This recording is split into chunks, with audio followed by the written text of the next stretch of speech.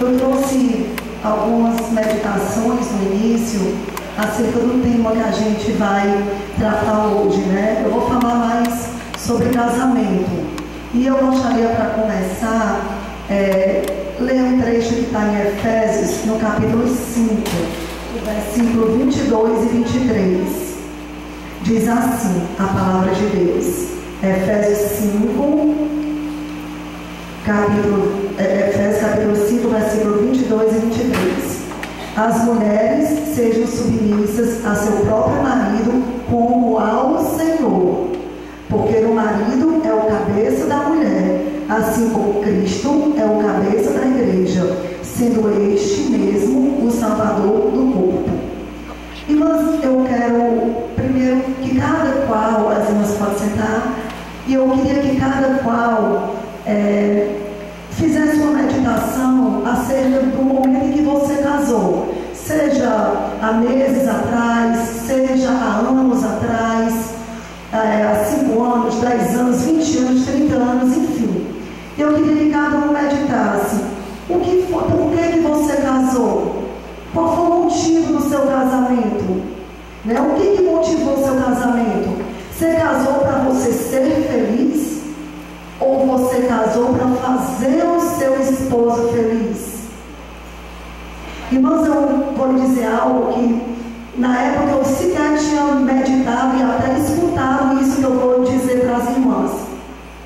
Eu lembro que quando eu comecei a gostar do meu esposo e perceber que estava gostando dele, o meu primeiro sentimento foi dobrar os meus joelhos e orar ao Senhor. E a minha oração, irmãos, era assim: Senhor, se for da tua vontade que eu case com ele para fazê-lo feliz, amém.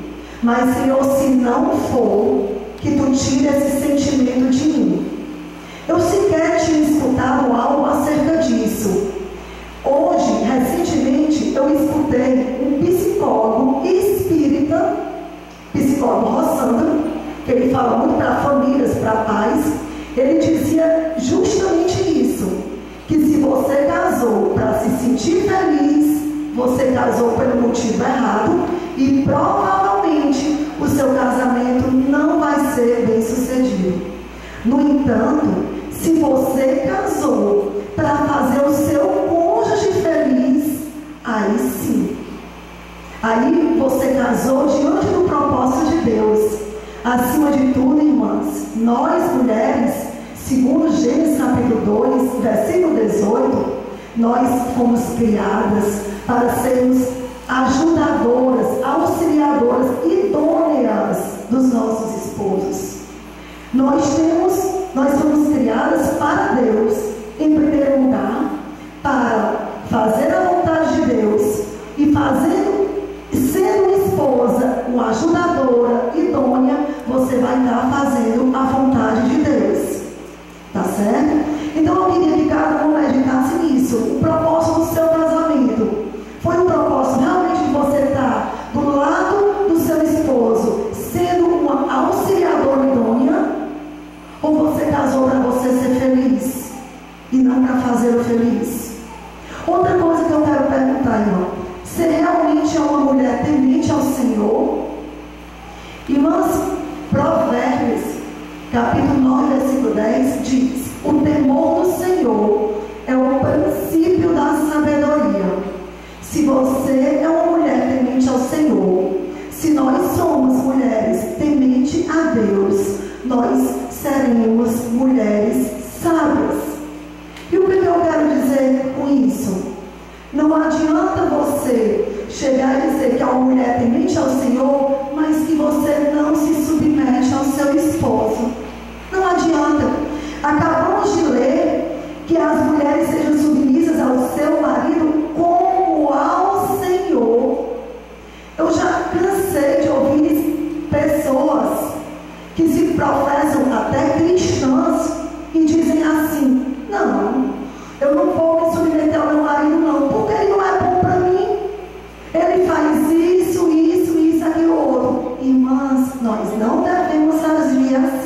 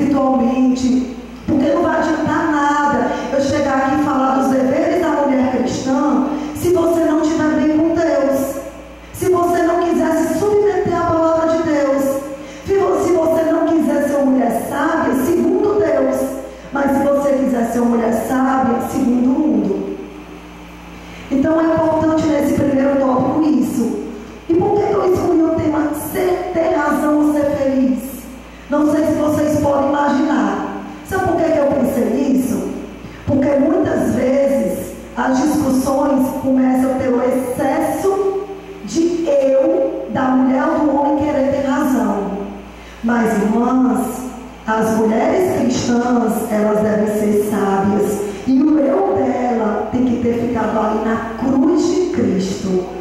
Se você for uma mulher sábia, só se briga quando os dois querem. Se ficar falando, deixa falar, deixa achar que dá certo. Se cala. Mas muitas vezes, por que se geram problemas? Porque você quer dizer a todo custo que você tem razão. Isso se acontece dentro do relacionamento conjugal, como também às vezes no ambiente de trabalho, no ambiente secular. Às vezes tem uma irmã ali até conversando com outra, brigando, a outra fica o tempo todo dizendo ali que eu tenho razão, acaba dali criando uma discussão. Se tu ficares calada, pronto, tu já tem razão, para que você quer ficar provando que tem razão? Parece uma questão de autoestima, de você querer provar que está certo, de querer, o teu ego está tão aguçado que você tem que, não, eu estou certo, eu não aceito isso. Não. Nós cristãs, nós anabatistas sobretudo, nós já colocamos o nosso eu na cruz de Cristo para deixar Cristo viver em nós. Então, irmãos, eu particularmente, eu opto por ser feliz e não ter razão. Se alguém quiser pensar, pronto, meu esposo diz assim, esse teto aí, ele é de madeira e ele é marrom. Eu acho que ele é de madeira e ele é marrom. E ele diz assim, não, isso aí é preto. Aí eu, é preto, né? Tudo bem. Pronto, para ele é preto, pode ser preto. Para mim, eu estou vendo marrom, de madeira, marrom, pronto. Deixa ele pensar que é preto. Eu não faço questão de provar para ele que é de madeira e que é marrom. Eu vou gerar uma confusão desnecessária. E o pior, irmãs, sabe o que é? É que quando essa confusão desnecessária é na frente dos filhos, misericórdia. Porque, irmã, o destroço é total. Começa a ver, os filhos começam a ver os casais brigando por besteira. Depois eles não vão respeitar os pais. Sabe por quê? Porque ele não viu dentro do lar deles nem o pai respeitar a mãe e nem a mãe respeitar o pai. Então, tenhamos muito cuidado com essas pequenas coisas, que é o dia a dia, mas que tudo faz a diferença no decorrer de longos anos. Olha só aqui, irmãs, eu achei muito interessante essa frase de Elizabeth Elliot, aqui, uma escritora contemporânea. Olha o que ela escreveu. Ela fez a diferença de uma mulher cristã. Se você é uma mulher, você é igual a todas as outras. O que te faz diferente das outras mulheres é o fato de você ser cristão. E às vezes, quantas vezes a gente vai aconselhar uma pessoa, e às vezes tem até crentes aconselhando, pois tu és submissa ao teu marido, tu faz isso? Pois se fosse eu não fazia, não fazia assim com o meu marido. Tá achando muito bonito, né? Pois é, não. E nem agradável a Deus. Porque a mulher cristã, que faz uma mulher diferente da outra, é o fato dela ser cristã. E cristã, irmãs, sabe o que é? É 100% Cristo na sua vida. Isso é ser uma mulher cristã. Se Cristo estiver reinando 100% na sua vida, as coisas serão bem diferentes. Olha o que ela dizia. Nós fomos criadas para sermos mulheres. O fato de ser mulher não me faz um tipo de cristã diferente, mas o fato de ser cristã me faz uma mulher diferente. Irmãs, entendam. O que faz você uma mulher diferente de qualquer outra da sua faculdade ou do seu trabalho ou da sua vizinhança é o fato de você ser uma mulher cristã, sendo assim, temente a Deus.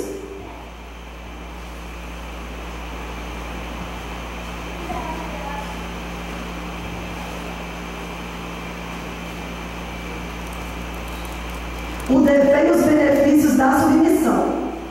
Nós vimos que a esposa tem um dever de ser submissa ao marido. Quando ela é submissa ao marido, ela está agradando a Deus. Ela deve fazer isso com alegria, como se estivesse fazendo ao Senhor. Mas o meu marido é muito ruim. Mas você deve fazer e tratá-lo bem, como se estivesse tratando ao Senhor, como se estivesse servindo ao Senhor. Os benefícios da submissão segundo a palavra de Deus.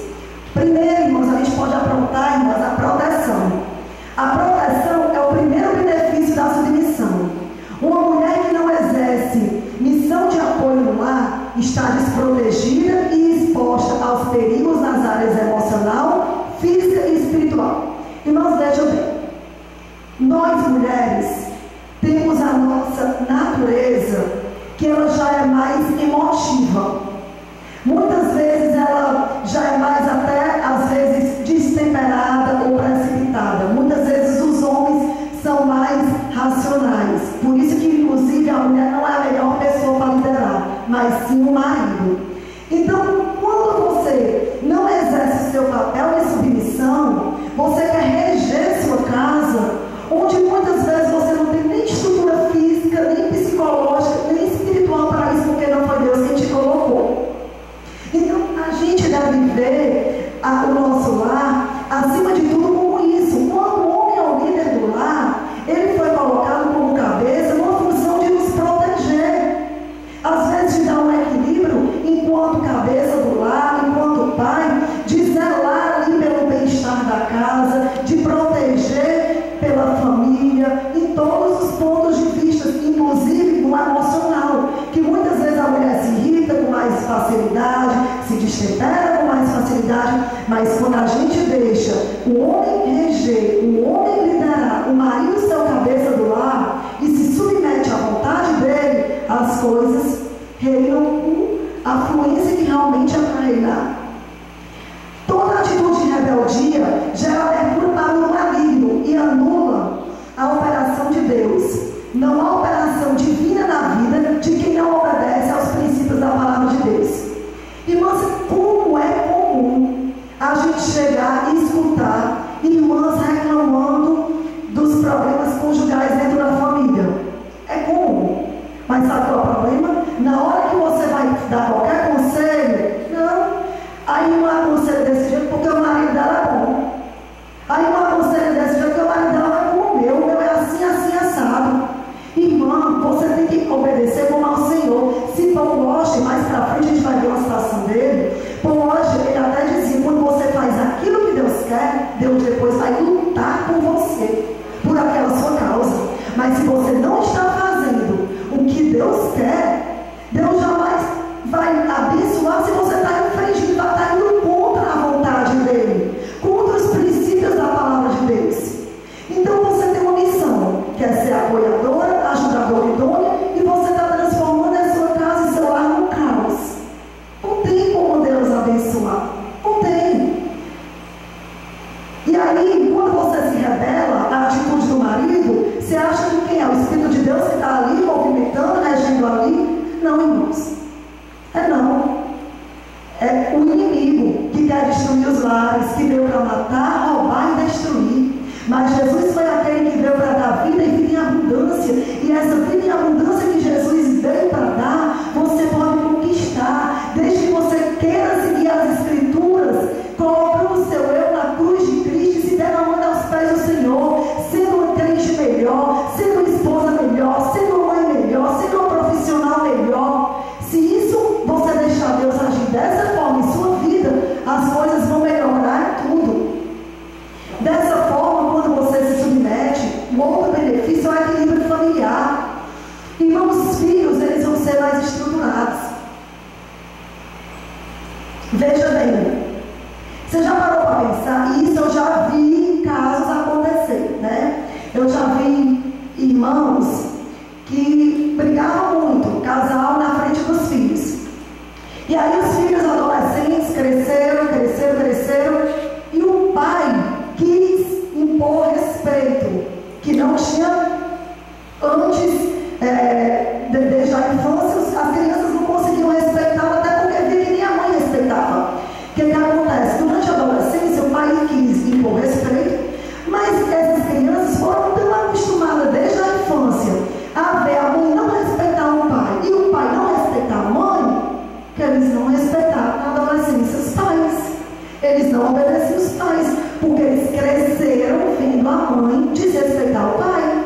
Então, quando você tem essa atitude de submissão ao seu esposo, de respeito ao seu esposo, você simplesmente vai ter um equilíbrio no lar. Aqui em 1 Pedro 3,6 cita a passagem de Sara. Sara chamava Abraão de Senhor. Olha o filho que teve, Isaac. Mas o que o que é que Isaac via? Isaac via no relacionamento de Sara e Abraão respeito. Isaac viu no pai Abraão um homem de fé. Então, naquele lar existia unidade, harmonia, existia respeito, existia submissão. Então, se você for olhar na Bíblia, você vai ver que aonde existe submissão e obediência à palavra de Deus, existem famílias estruturadas.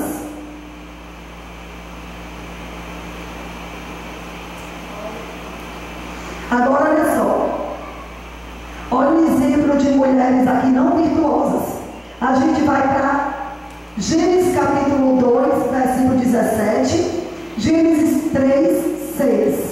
A gente vai ver o quê? Por causa da insubmissão de Eva, quanto àquilo que o Senhor havia dito, toda a natureza sofre os efeitos da queda. Não valeu a pena.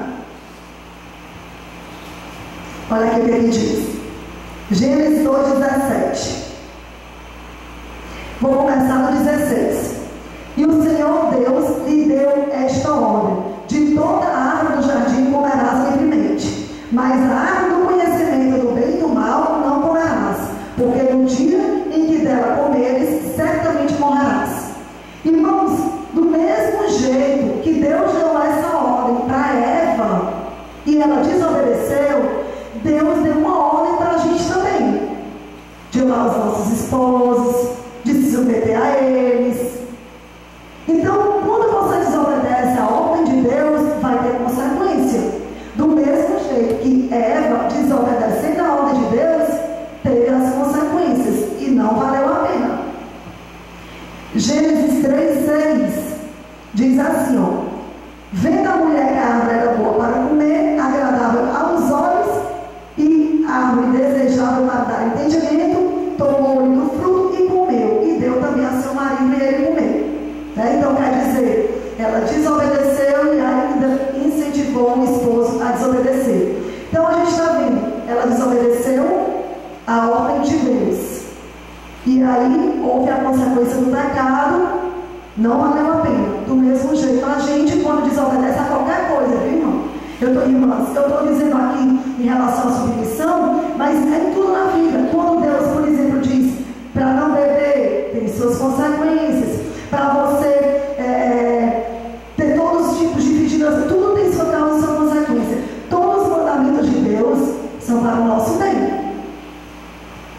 A mulher de Ló, Gênesis 19, 17.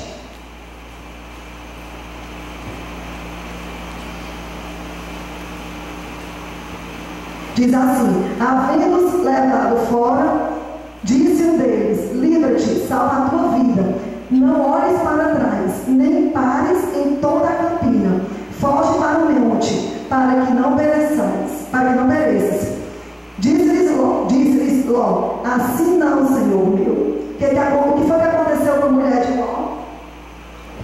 O verso pronto, virou estado de sal, como diz aqui no 26. E a mulher de Ló olhou para trás e converteu-se numa estátua de sal. Ou seja, tinha sido dada uma orientação para ela, que ela não seguiu, não se submeteu, e ela virou uma estátua de sal. Então, a insubmissão dessa esposa atraiu o juízo de Deus sobre si. Ela foi transformada em estátua de sal.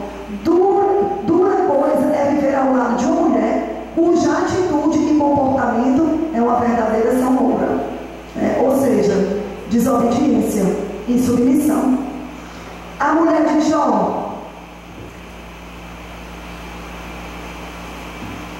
capítulo 2, versículo 8 e 9.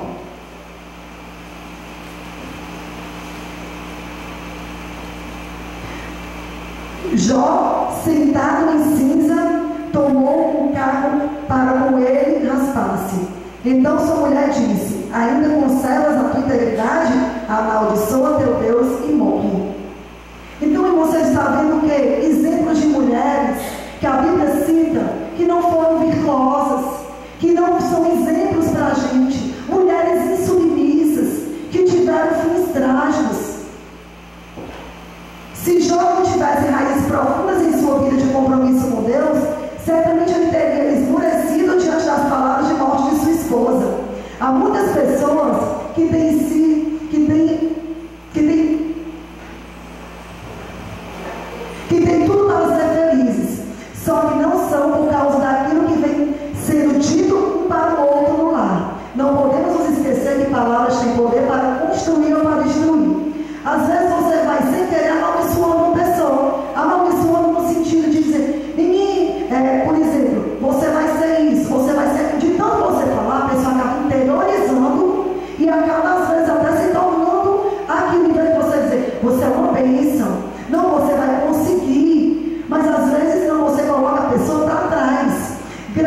Deus, Jó era muito temente a Deus.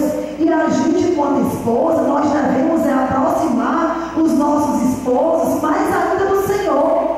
Né? Qualquer coisa, qualquer que desanime tudo, a gente tem que estar ali junto. Não. Até porque, irmãos, um cordão de 3 dobras é bem mais difícil de se soltar. Só que o que prende realmente essa relação é a terceira dobra. É marido e mulher. E a terceira dobra não faz a diferença. É Jesus Cristo no lar. Reinando em nosso lar. Não é de boca, não. É de presença. É de presença viva. É de você ter uma vida de oração. É de você estar ali tomando banho, louvando, botando o hino no celular. Está ali lavando a louça. Está agradecendo o nome do Senhor. Seus filhos estão vendo. Seu marido está vivo. É impossível Jesus não reinar dessa forma. É impossível você ter um casamento sem sucesso se você obedecer às Escrituras. É impossível, porque a Escritura não mente. Não mente. Faça a sua parte. Ah, mas meu marido é ruim. Deixa teu marido nas mãos do Senhor. Mas faça a sua parte, porque você fazendo a sua parte, você está sendo agradável a Deus.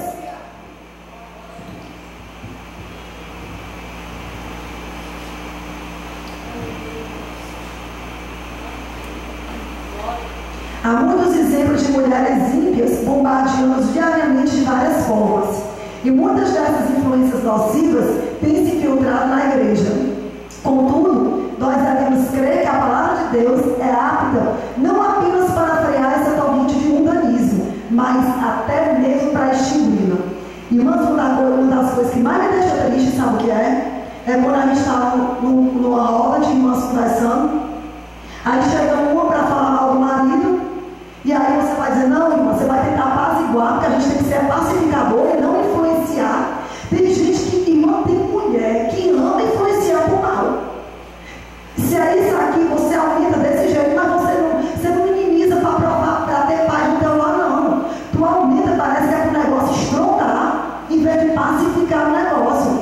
Aí chega lá, começando a dizer, aí você, não, irmã, mas você tem que orar, irmã, mas faça isso, mas seja submissa, seu marido é assim. Aí chega outro e diz assim, não, pois se fosse meu marido que fizesse isso comigo, eu fazia isso fazia era pior. Irmã, você não está sendo nem pacificadora, nem sabe, você está sendo desse jeito, ó, igual essas mulheres ímpias, que está na hora de, na casa de Deus, a gente simplesmente não é só frear, não, é extinguir. É na hora que uma pessoa estiver dizendo um negócio desse, você pergunta que tipo de cristão você é. Você aprendeu isso aonde?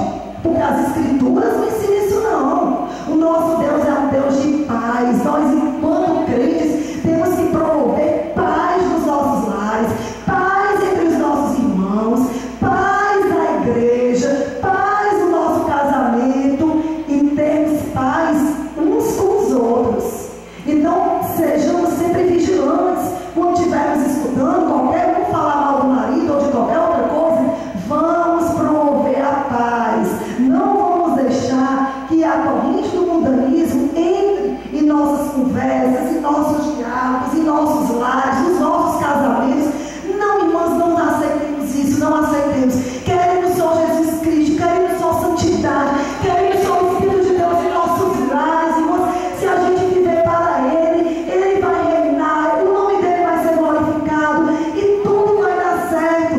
Mas a gente tem que ter um olhar celestial, a gente tem que ter uma visão celestial e não uma visão aqui nesse âmbito horizontal, que está olhando só as lutas, que está olhando só as dificuldades. Não, olhemos para o Senhor, que Ele está olhando por nós.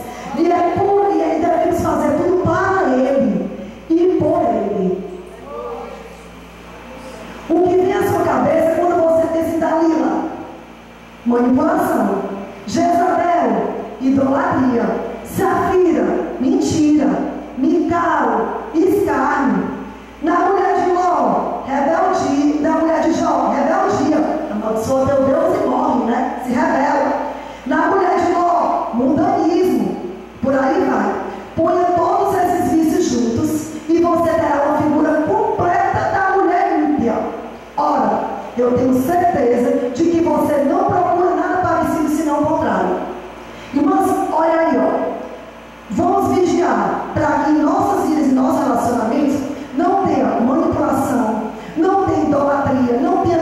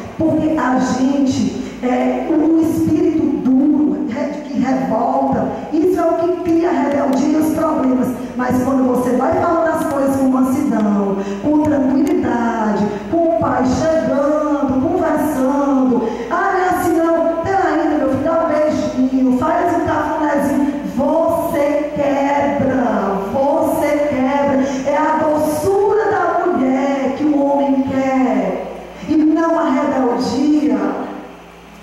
É um lar, irmãos, Deus fez tudo perfeito. O homem e mulher fez. O homem tem sua característica de ser o cabeça do lar, de ser aquele que é provedor, de ser aquele que lidera. E a mulher tem a sua característica de ser doce, de ser mansa, de cativar. O homem sente falta disso. Aonde é que o seu marido deve se sentir melhor? Em casa. Você chegar em casa, seu marido chegar em casa cansado do trabalho, e você chegar, já está na porta, menina, aconteceu isso, menino, aconteceu isso, papapá. Irmã, coitado do teu esposo, às vezes tem problema no trabalho, e tu vai passar ainda problema para o homem, não deixa nem ele chegar, tomar um banho, comer, tu já está na porta de casa, esperando para contar os problemas para o homem, quando muitas vezes você descarga um bocado de coisa sua em cima dele. Não deve ser assim. Desse jeito, ele vai ter prazer lá fora. Ele vai dizer, para que eu vou para casa? É melhor ficar no meu trabalho, porque quando eu estou no meu trabalho, eu tenho mais paz do que eu estou em casa. Que não é para ser assim, né, irmãos?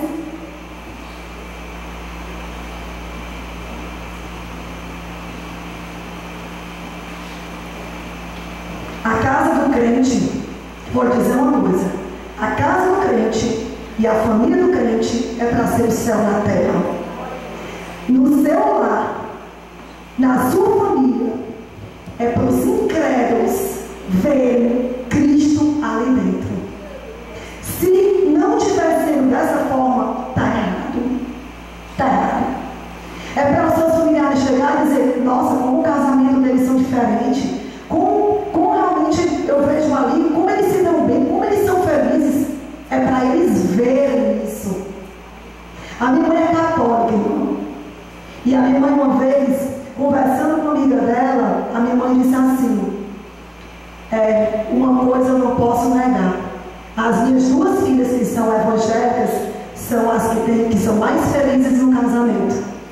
Então, irmãos, eles observam que o casamento é diferente, que o relacionamento de marido e mulher é diferente. Mas isso você tem que deixar Cristo reinar. Não é o seu eu reinar, não. Porque o seu eu, se você é cristão de verdade, o seu eu você já tem que ter colocado na cruz de Cristo.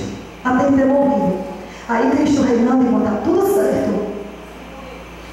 Então a gente tem que ter muito cuidado para que esses espíritos, essas cores, não entrem em nossas famílias, não entrem em nossos lares, não entrem em nossos casamentos. Nós temos que vigiarmos para isso. Nada de mundanismo, que a nossa beleza seja o nosso espírito manso, contrito diante de Deus, que seja o nosso carinho com o nosso esposo. Eu não estou dizendo aqui que ninguém se descuide, não fazendo tudo da feiura, não é isso não. Está entendendo? Mas, eu vou botar meu cabelo assim, partindo do meio, porque fica mais feio, vai ficar mais feio. Não é isso. Se cuide. Seu corpo é templo do Espírito Santo. Está entendendo? Você tem que se cuidar de forma natural, que não seja pecaminosa. Né? Se meu cabelo fica mais bonito aqui, eu vou botar meu cabelo mais bonito aqui do jeito que eu acho, do jeito que meu marido acha. Está entendendo? Então não é culto à feiura, mas é que a sua beleza não seja o exterior, né? Que você lide do seu interior. Você se cuide dentro do natural, né? Até porque seu corpo é dentro do Espírito Santo, mas que acima de tudo você esteja valorizando as coisas espirituais. Irmão, que maravilha Sara, né? A gente já viu aqui em 1 Pedro 3:6, diz justamente isso, que ela chamava Abraão de Senhor, né? Ela mostra o quanto ela o respeitava. Ana, irmãos, eu acho maravilhosa a história de Ana, mas eu acho maravilhosa a história de Ana mesmo. Vamos aqui para 1 Samuel 1, 8 a 11.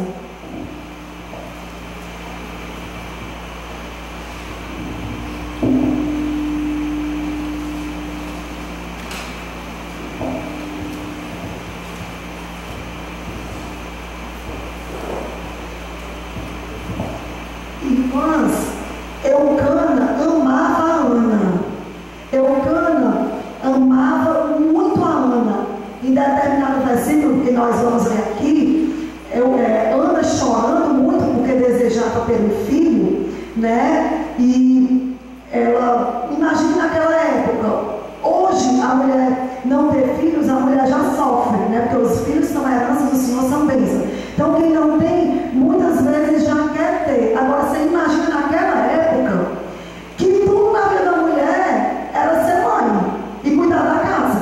Porque hoje a mulher já tem interessado muito no mercado de trabalho, tem outra vertente de você não faz só aquilo. Mas naquela época, a mulher vivia exclusivamente para ser dona de casa, esposa e mãe, né? Então você imagina, Penini já tendo um filho, humilhando Ana, porque Ana não tinha nenhum filho, né? Você imagina o quanto essa mulher não sofreu. Mas ela não se revoltou, não.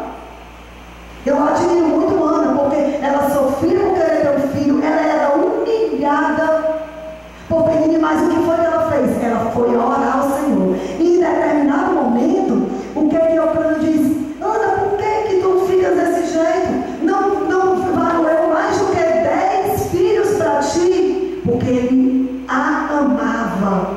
Ele via em Ana uma mulher virtuosa. Ele via em Ana uma mulher de oração. Ele via em Ana uma mulher temente a Deus. Vamos ver aqui que Deus honrou Ana. Deus honrou Ana. Mas de interessante, irmãs, que Ana não quis ter um filho para ela não, para satisfazer o desejo não. Tem muita gente que está tudo mal arranjado e quer ter filho para satisfazer o seu problema. E nós fomos feitos para Deus. Nosso problema e as nossas carências, elas só vão ser preenchidas em Deus. Tem gente que diz assim, não, eu quero me casar porque aí eu vou resolver tudo na minha vida quando eu me casar. Se casa, resolveu? Não, viu que não era aquilo.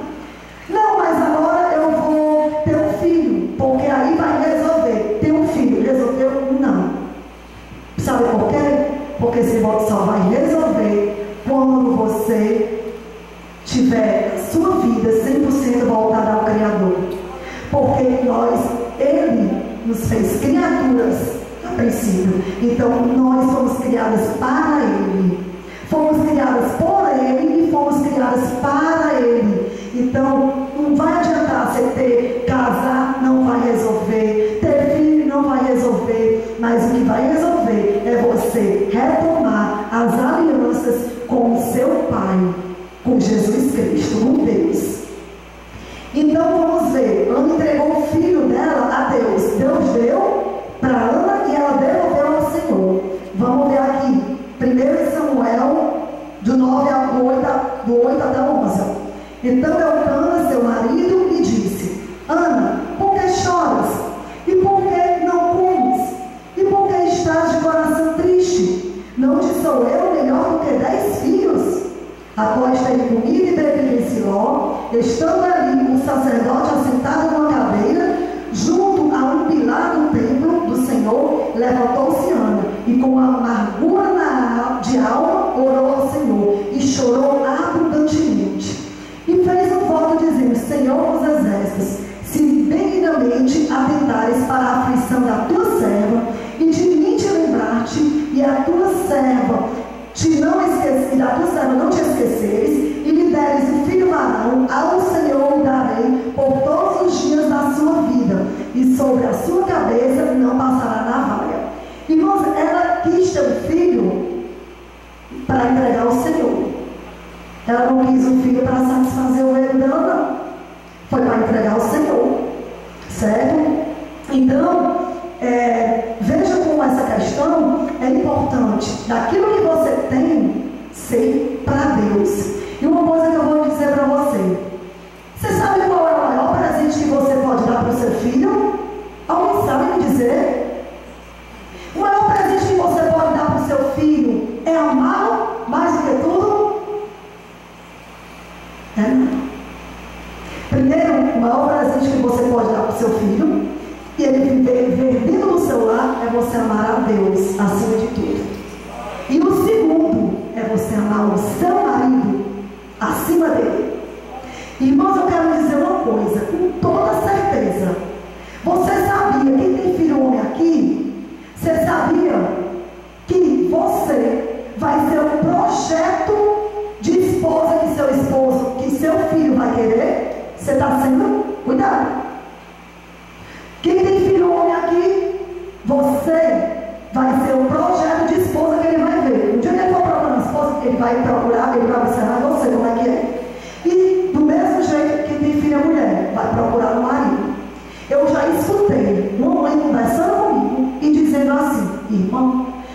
fico tão triste porque a minha filha diz assim: ah, eu não quero casar não, porque se é para ter um marido igual meu pai, mãe, quero não. Irmão, isso é uma tristeza.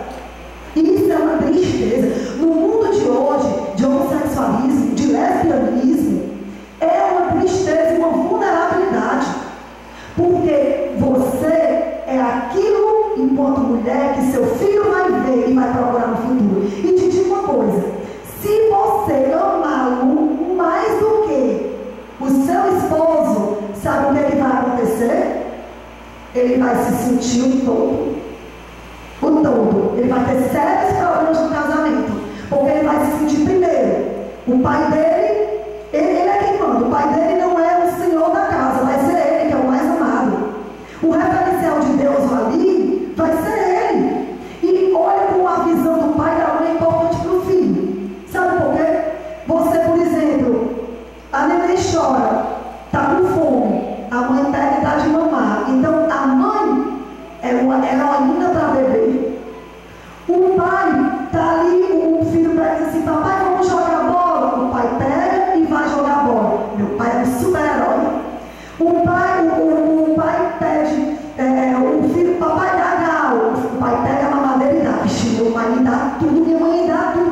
Irmãs, nós somos espelhos para os nossos filhos. E a gente ensina muito mais que exemplo. Se você não amar o seu esposo mais do que a ele, o que ele vai estar vendo? Quando ele casar, ele vai querer que aquela mulher seja igual a você, que ame mais do que tudo, vai começar a cobrar a minha esposa e vai querer quase que ser um Deus na vida, vai querer sentir um Deus, que todo mundo tem que servir do jeito que ele quer, na hora que ele quer, porque você fez isso.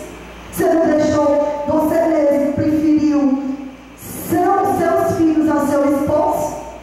Então a gente tem que vigiar nessas pequenas coisas, porque são referências que ficam e que marcam, né? Então assim, a gente pode ver muito bem aqui na vida de Deus que Samuel, ele foi um homem segundo o coração de Deus, né? Ele foi aquilo que realmente Ana recebeu e Ana deu. Enquanto mulher sábia, ela foi orar no meio de toda angústia, ela não murmurava ao Senhor, não, mas ela pediu ao Senhor, ela derramou a alma na presença do Senhor, ela disse: Senhor, tu vai me dar. Assim que ela desmamou, ela já entregou Samuel. Ela não ficou, ela cumpriu o foco dela, eu vou ficar aqui, não vou dar, não, ele é meu.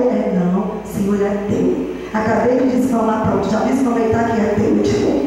Então assim, sem apelos, né, que não tenhamos idolatria em nada, mas que amemos ao Senhor acima de tudo. E sempre observando, não coloque o seu esposo em segundo lugar. O seu filho, ele precisa de um lar estruturado. Você não tem noção do quanto é importante para ele ver a impossibilidade de um divórcio e de uma separação. A felicidade dele é ver você e seu marido felizes. É essa a felicidade dele. É saber que vocês nunca vão se separar. Irmãos, eu me lembro, já tem algum tempo, o meu filho se virou para mim e disse assim: mamãe, a senhora e o papai sempre estão juntos, contra mim. Nessa época ele graças a Deus agora está melhor, mas nessa época ele queria fazer algumas coisinhas que a gente estava indo contra, sabe? Aí ele pegou e foi dizer isso: vocês sempre estão juntos contra mim. Aí o pai dele: não, meu filho, é verdade que nós sempre estamos juntos, a seu favor, agora você é quem está contra você mesmo. Aí ele se calou. Hoje ele vê isso. Toda a minha atitude, mas eu procuro vigiar. Toda. Até quando eu vou tratar meu sogro e minha sogra, eu procuro vigiar. Chego lá, meu marido nem vai. Vou lá no meu sogro, ele com problema de diabetes e tal, compro um sorvete, diet, tudo, levo lá para ele, vou sozinha. Levo lá para ele, dou um beijo e tudo. Ele diz que eu sou outra filha.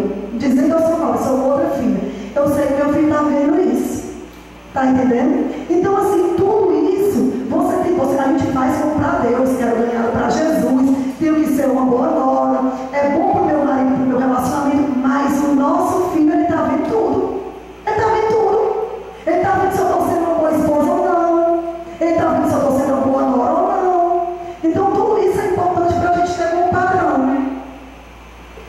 Aí olha aqui, ó. O que vem à sua cabeça quando você ouve sobre Débora? Coragem. Ruth, lealdade. Ana, abnegação. Maria, fé. Maria Madalena, amor. Dorcas, boas obras. Então, nós devemos seguir as mulheres piedosas da Bíblia. Os deveres da mulher virtuosa: submissão, ser ajudadora idônea, ser amorosa, ser boa administradora do lar. Eu só vou comentar porque já me deram o espaço aqui que já está acabando, eu tenho muito tempo ainda para falar. Então, o tempo está aqui. Eu vou tentar agilizar e só mencionar um pouco dos versículos, porque se eu for continuar abrindo e lê-los, aí vai demorar mais, tá? Então, ser ajudadora idônea. A mulher, você pode ver aqui, Gênesis 18, a mulher foi criada para ser uma auxiliadora, uma ajudadora idônea do seu marido, né? Ser amorosa. A mulher deve ser carinhosa, deve ser amorosa, ser uma boa administradora do lar. Irmãos, a mulher deve ser trabalhadora, deve ajudar no lar, não deve deixar nada faltar para o seu esposo.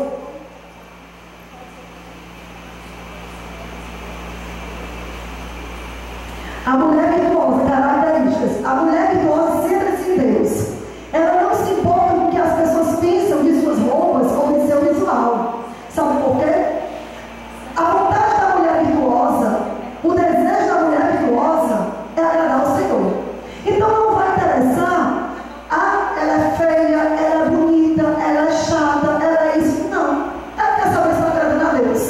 Ela não quer agradar o mundo, não. Ela quer agradar a Deus, quer agradar o marido dela, entendeu? Então é esse o desejo dela. E por quê? Olha aqui. Porque é ao Senhor que ela tem. Enganosa é a graça e vã famosa, mas a mulher que tem ao Senhor, essa será louvada. E mas deixa eu lhe dizer, quando você tiver, hoje tem umas aqui de 20 e tantos anos, né, 25 anos, 26, 30 anos, pronto. Quando você tiver 70, 80 anos, você vai dar mais uma formosura toda? Pois, irmão, vou lhe dizer uma coisa: se você não for uma mulher virtuosa que quer agradar a Deus, é como a Bíblia diz, ó, enganosa a graça e vã famosa, mas a mulher que tem ao Senhor, essa será louvada. Então nós devemos temer ao Senhor. Nós vamos conquistar os nossos esposos e agradá-los temendo ao Senhor, sendo essa mulher sábia. O centro dessa mulher está no relacionamento com Deus. Esse é o ponto culminante da mulher virtuosa e aponta a origem primária de todas as suas virtudes. Irmão, é como eu falei, eu amo esse livro de Provérbios 9:10. Quando diz o princípio, o temor do Senhor é o princípio da sabedoria. Se você não tiver temor a Deus, não adianta nada que eu estou falando aqui, você não vai receber, viu? Você vai dizer assim: não, não quero saber não.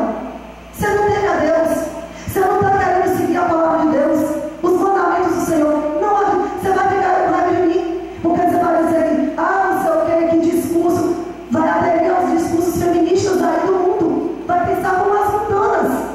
Mas se você tiver o temor do Senhor, não, aí vai fluir legal. E aí, por mais que seu marido não seja 100%, pode ser 50%, pode ser 30%, pode ser 20%, mas aí você fazendo sua parte, o negócio vai melhorar. A paz e a felicidade genuína só são alcançadas quando as mulheres vivem segundo o coração de Deus e obedecem aos seus mandamentos em todas as áreas de sua vida. Então, irmão, toda a área da sua vida deve ser regida pelo Senhor.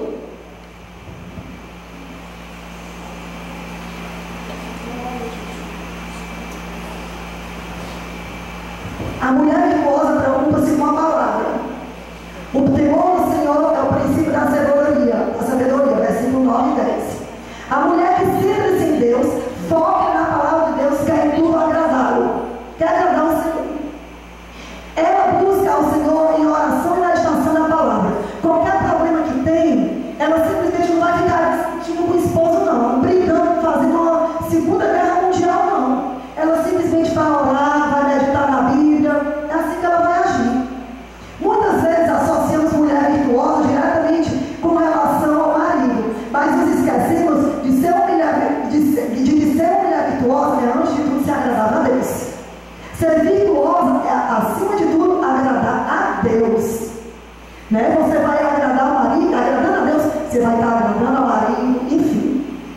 Quando a mulher decide seguir os passos da mulher descritos em Provérbios 31, ela está, antes de mais nada, desejando ser agradável a Deus.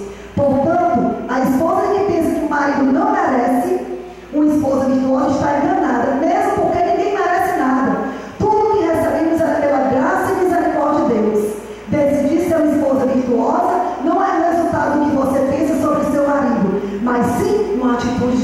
relação a Deus. E vamos dar preste atenção a isso. Porque isso aqui para mim é o foco. Decidir ser uma pessoa virtuosa não é resultado do que você pensa sobre o seu marido, mas sim uma atitude de submissão a Deus. Você está vendo? É submeter a palavra de Deus. Seu marido pode obedecer, mas se submeter a palavra de Deus.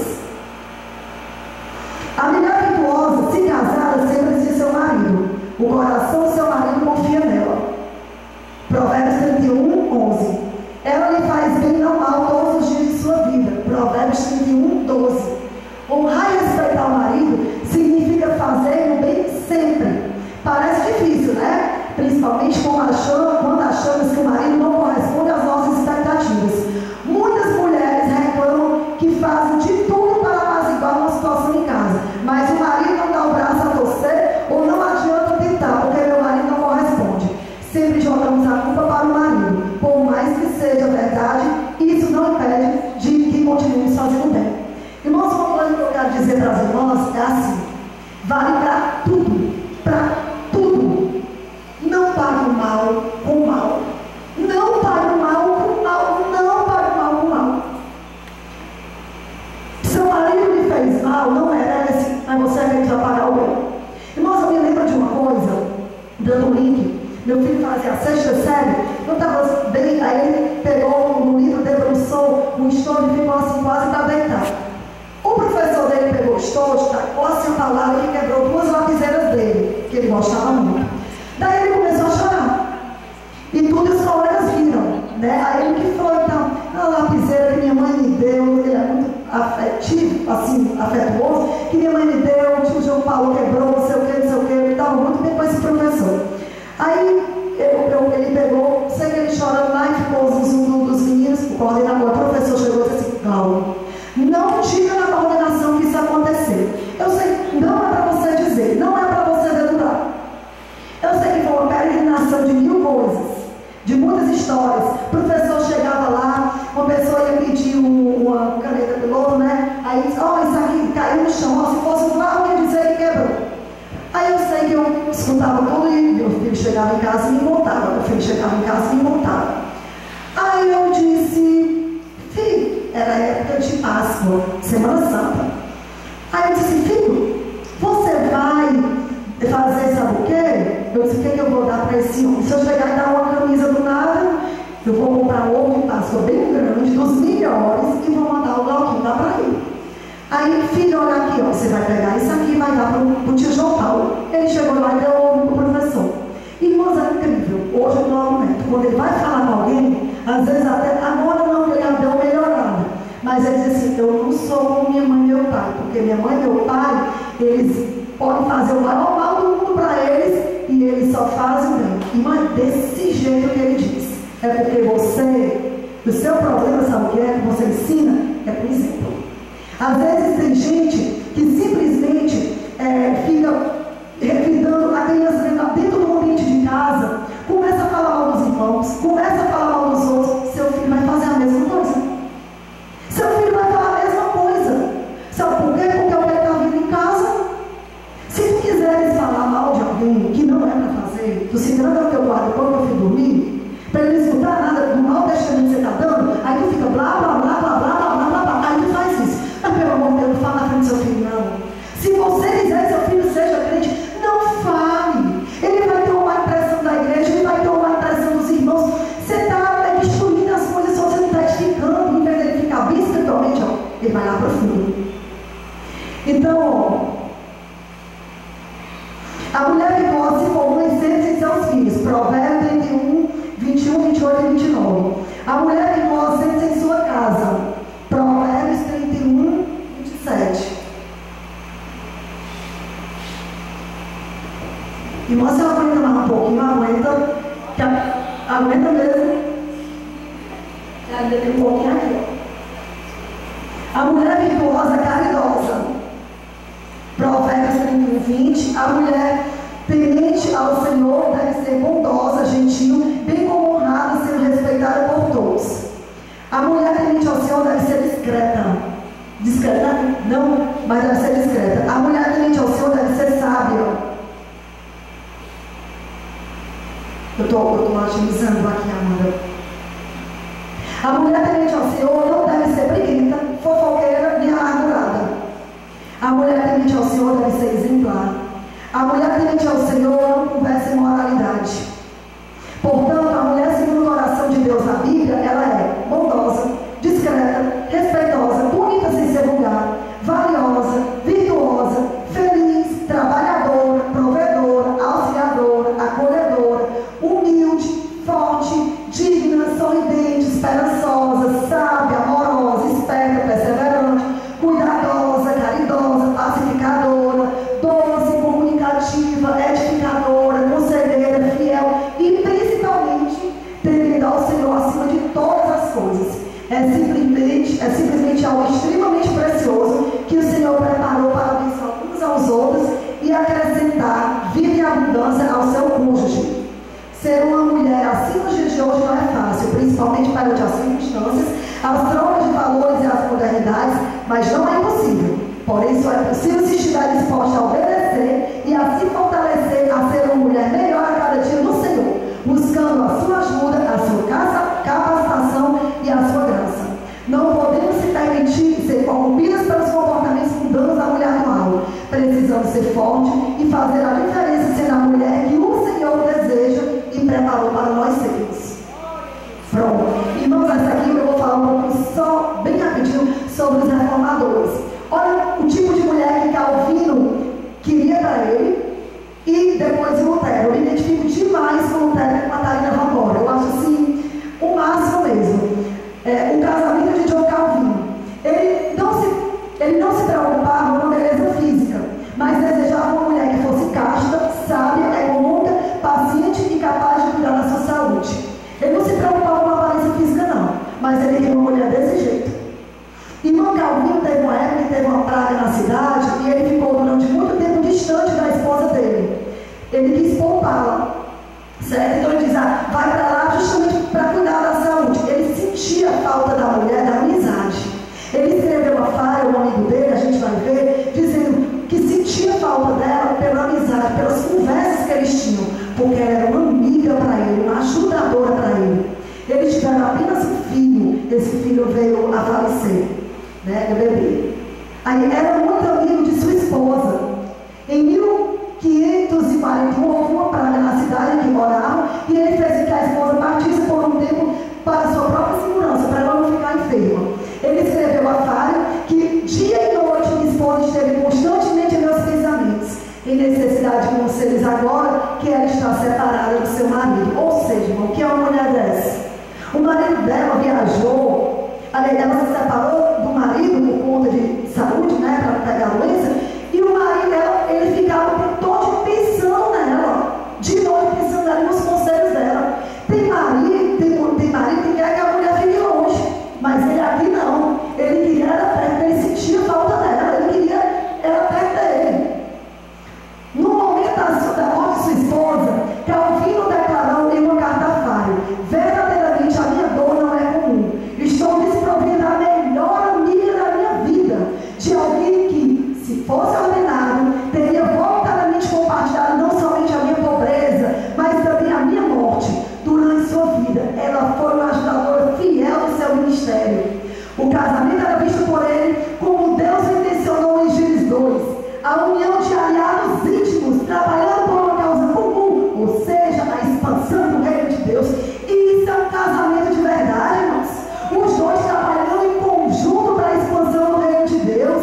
Ele sentia falta dela, porque ela era amiga, ela era ajudadora idônea. É isso que nós temos que ser. Martinho Lutero e Catarina Van Bora. É uma bênção. Engraçado que Lutero não queria casar, não. Ele casou com 42 anos, ela tinha 26, a diferença de 16 anos de idade, 16 anos de diferença. Ele não queria casar, passaram 21 anos casados. Irmão, o casamento deles foi do céu na terra. Foi uma bênção. E ele não queria casar, não. Quando diziam que era para ele casar, não quero fazer ali. Porque Catarina dizia assim, de todas as outras feiras, Catarina perdeu a mãe com 3 anos de idade. Com 5 anos ela foi para o convento. Aí todas as outras feiras, depois da reforma, que ela começou a ver, se conscientizou, todas as outras freiras já tinham casado, só faltava a Catarina. E não estava tentando arranjar para a Catarina. Teve um que apareceu, mas o pai de Catarina disse, não, esse aqui não. Aí ela obedeceu ao pai. Ela obedeceu ao pai. Não, meu pai sabe o que é melhor para mim. Obedeceu. Aí quando foi não, só que eu não quero não. Aí ela dizia assim, só caso um homem, só caso se for um doutor Lutero ou um homem parecido com ele. Ele fazia ali, porque ele não queria casar não. Primeiro ano foi um pouco de atribulado, depois as irmãs vão ver. Martinho Lutero e Catarina vão embora. Digno de honra entre todos seja o matrimônio, bem como leigo sem mácula. A princípio, Lutero não queria casar. No entanto, por insistência de seus amigos e de seu pai, veio a contrair matrimônio com Catarina em 1525, em junho de 1525. O pai dele queria que ele casasse, porque o pai dele queria ter netos. E ele até falava em casar também, quando ele começou a se abrir pela própria possibilidade, para envergonhar o Papa. Né? Porque essa questão de celibato, então ele pensou também para envergonhar o Papa. Após 2 meses de casado, Lutero descreve Catarina como sendo uma mulher de muita boa vontade, acima de tudo, muito obediente, que combina melhor com ele do que ele imaginava. Ele agradece a Deus por ela estar ao seu lado. Eles viveram felizes até a morte do reformador. Ele morreu com 63 anos. Foram 21 anos casados. São curiosos os escritos de Lutero sobre o período inicial de sua vida matrimonial. Escrevendo ao amigo, ele declarou: existem algumas coisas com as quais precisamos nos acostumar no primeiro ano de casamento. O sujeito acorda de manhã e encontra um par de tranças curtidas no travesseiro, onde antes não havia nada. Entretanto, após 1 ano de casado, olha o que ele escreveu. Seu esposo pode dizer isso de você? Minha Kate é em tudo tão dedicada e encantadora que eu não trocaria minha pobreza pelas maiores riquezas do mundo. E mais tarde, ele escreveu: não há na terra um laço tão doce, nenhuma separação tão amarga como me ocorre com um bom casamento. Finalmente, é bem conhecida essa declaração: não há relação mais bela, mais amável e mais desejável, nem comunhão e companhia mais agradável do que marido e mulher no casamento feliz. Irmão, se você viver isso aqui, você vai entender o que é. Se você no seu lado, você viver isso aqui, você vai ver. Não tem nada na terra, nada melhor do que o casamento feliz, do que o marido e o filho. Irmãos, nós somos o quê? Nosso casamento tem que representar o casamento de Cristo na igreja. Tem que ser 100%, irmão. Tem que ser perfeito. Tem que ser desse jeito. Seu esposo deve dizer isso de você. Se ele não diz, faça o que ele diga. Está difícil, irmã, está difícil. Pô, dobre o seu joelho e ore. Fala, irmão, não estou conseguindo me submeter, ele é muito duro. Mas dobre o seu joelho e peça para Jesus quebrar o seu eu. Entendeu? Que aí Jesus vai quebrar e depois abençoa. Porque ele vai ver luz em você, ele vai ver mudança em você. Característica de Catarina. Catarina é uma mulher muito ativa e organizada. Catarina não era preguiçosa, não. Eita! Catarina era preguiçosa. Ela orava todos os dias.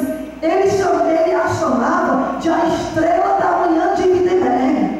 Porque a mulher era ativa, dormia pouco. Se ela dormia 6 horas, ela dormia muito. Ela cuidando de casa. Tinha os 6 filhos dela. Depois ele botava um bocado de hóspede ali. E ela cuidando de tudo. Era econômica. Era mulher virtuosa, com Provérbios 31.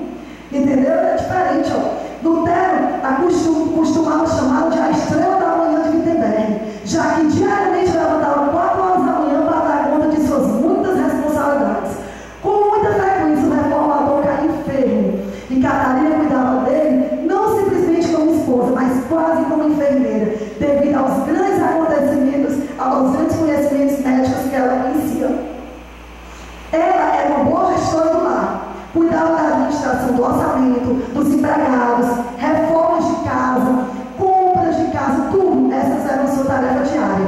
Além de cuidar dos filhos e dos hóspedes. Algo novo no contexto que esta tarefa era exercida pelo homem. Mas o que o Lutero achava bom? Porque assim ele se despreocupava. Ele confiava nela, que ela fazia tudo direitinho. Aí sabe o que acontece? Ele podia simplesmente se dedicar às coisas de Deus. E e ser o homem que ele foi. Como diz o ditado, de trás de um grande homem tem sempre uma grande mulher. Olha aí, ó, Catarina Lutero. Catarina reformou o mosteiro agostiniano, foi dado de presente pelo príncipe Frederico, bem como o administrou, o que veio a permitir que Lutero gozasse de relativa paz e ordem em sua vida privada. Ela dirigia e administrava as finanças da família, para que ele pudesse dedicar-se às tarefas que essencialmente lhe competiam, o que era escrever, ensinar e pregar. Ela foi esposa dedicada e diligente, a quem Lutero frequentemente se referia de Kate, minha patroa. E você sabe o que Lutero dizia? No dia que eu morrer, quando os livros falarem de mim, mencionar acerca de mim, tem que falar de Kate também. Não esqueçam de Kate. Não esqueçam de Catarina.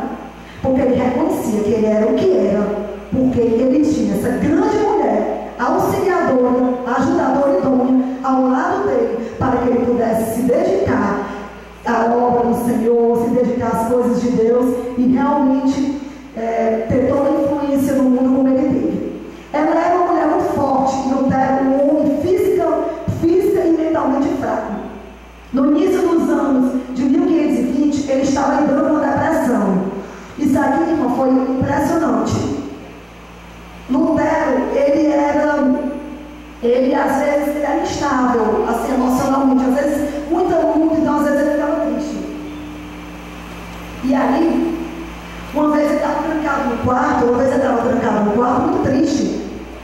E passou dias lá no quarto, e aí Catarina apareceu toda de preto. E aí ele, mulher, tá doida? O que aconteceu? Tá de luto? Quem foi que morreu? Aí Catarina disse assim: Deus morreu. Tu estás doida? Tu estás louca? Como é que você está dizendo que Deus morreu? E aí ela disse: você está vivendo como se Deus tivesse morrido. Pelo estado de depressão que ele estava, o que foi que ela quis dizer?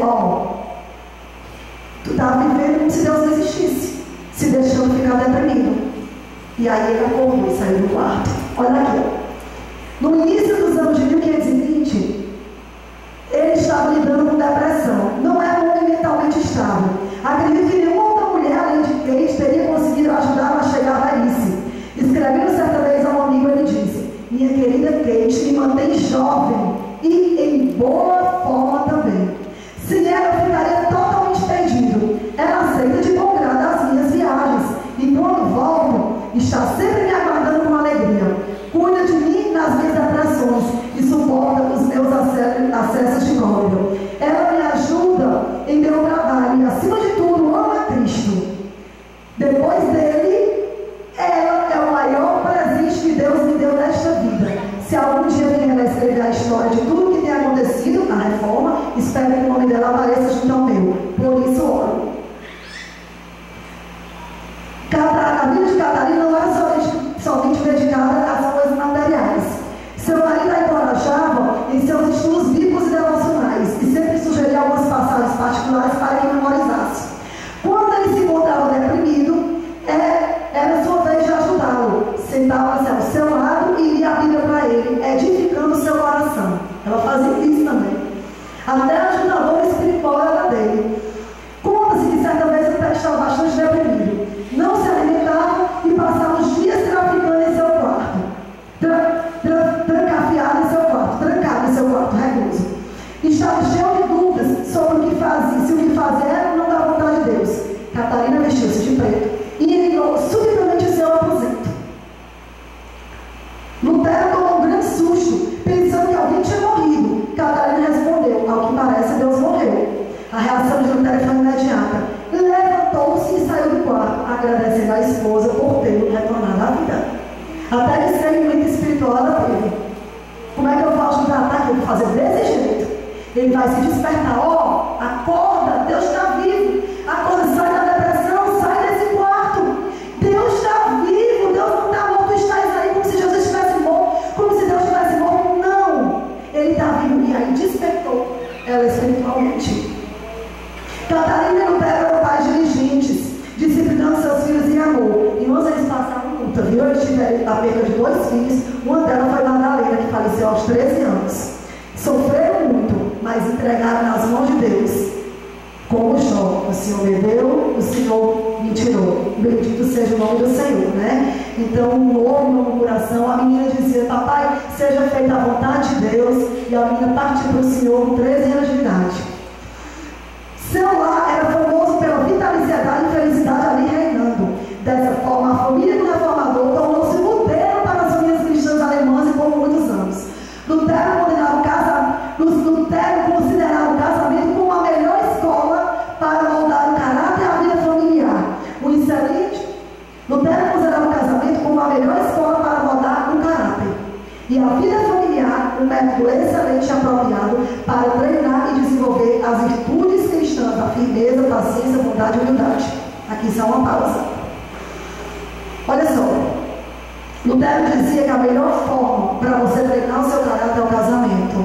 Sabe por quê, irmãs? Porque às vezes você precisa ter paciência. Às vezes você está cansada, mas você precisa ter mais paciência ainda. Então é uma forma de mudar seu caráter. São duas pessoas diferentes vivendo uma vida em comum. Então você vai se adequando, você vai quebrando o seu eu, você vai se ajustando.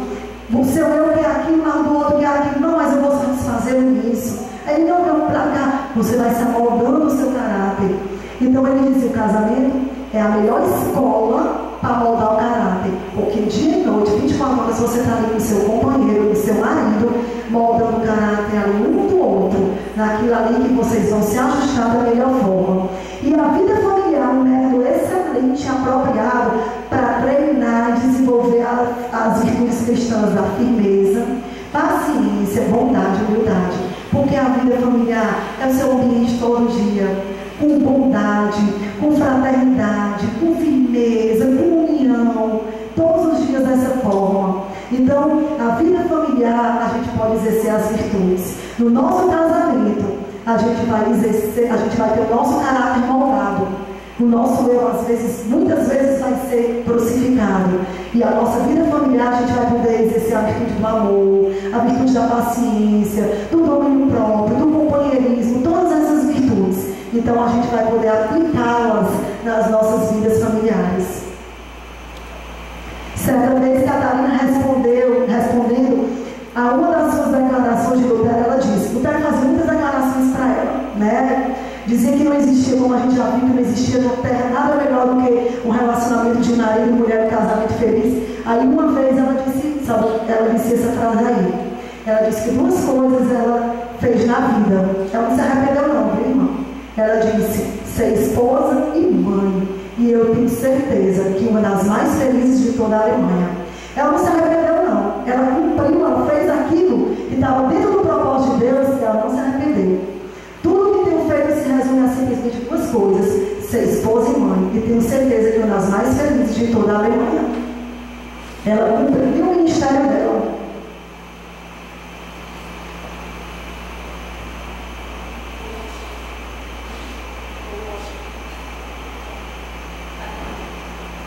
Isso aqui, para finalizar, são os pensamentos de Paul Washer.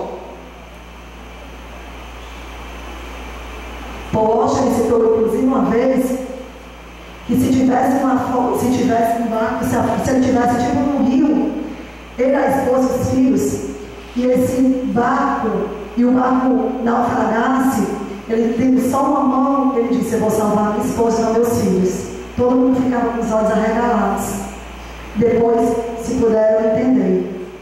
O melhor presente que você pode com o seu filho é um casamento feliz. É ele ver Cristo no teu casamento. É o melhor presente.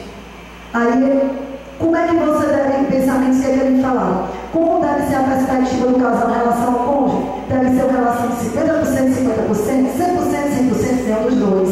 O casamento é um relacionamento de 100% ou 0%. Sabe por quê? Aí eu vou fazer 50%, meu marido vai fazer 50%. Não, vou fazer tudo, meu marido vai fazer tudo. Não, eu vou fazer tudo, mas eu não vou esperar nada dele. Ele faz se quiser, é ele e Deus. Do mesmo jeito que sou eu e Deus. O relacionamento é 100% e 0%. Não espere nada, irmão. Não espere nada. Espere só de Deus. Mas faça para o Senhor aquilo que Deus quer que você faça. Você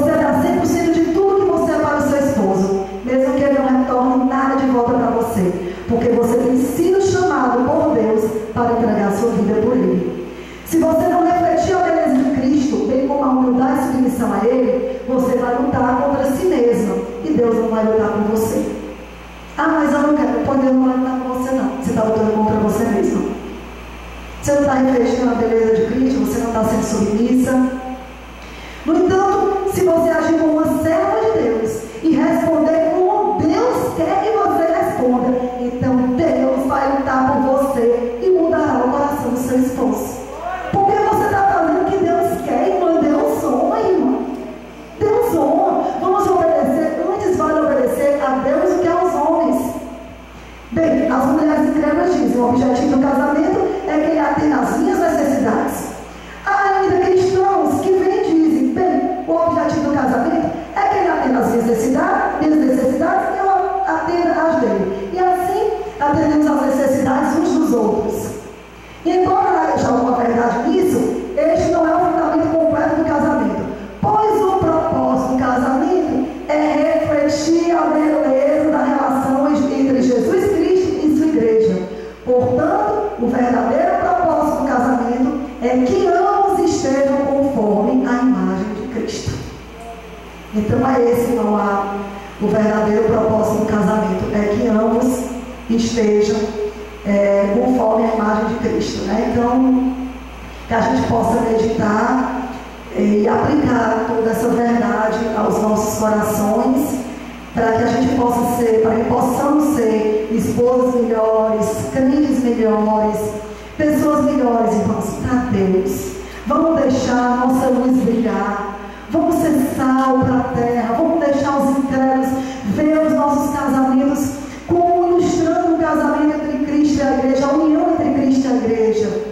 Vamos deixar esse feminismo, essa questão de luta, essas brigas, essas coisas pequenas permear os nossos lares e os nossos corações, não. Vamos elevar nosso coração a Deus. Vamos buscá-lo de todo o coração, de toda força, de toda alma, de toda mente. Vamos desejá-lo acima de tudo. Amém, irmãs? Então, as irmãs têm alguma pergunta? Eu tive que falar mais rápido e não ler os versículos, porque senão eu não conseguia